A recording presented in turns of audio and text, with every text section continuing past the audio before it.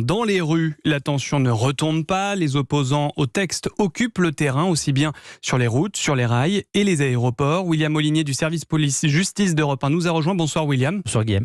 Au total, 11 000 personnes participent à des opérations de blocage en ce moment. Oui, mobilisation somme toute assez modeste pour l'instant. Aujourd'hui, 222 actions recensées par le renseignement territorial vers 17h. Les policiers observent surtout la présence de l'ultra-gauche, de militants syndicaux, quelques étudiants et des gilets jaunes, des profils donc surtout d'activistes.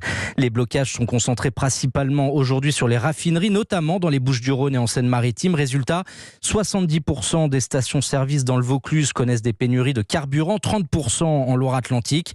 L'autre grand sujet d'inquiétude, c'était le passage des épreuves anticipées du baccalauréat qui ont commencé aujourd'hui, mais aucune perturbation majeure n'a été signalée jusqu'à présent. En revanche, beaucoup d'actions se sont concentrées en direction des parlementaires. Une douzaine de permanences d'élus a été ciblée depuis hier soir. L'aéroport de Pau, où des députés devaient prendre l'avion, a été occupé par environ 120 personnes.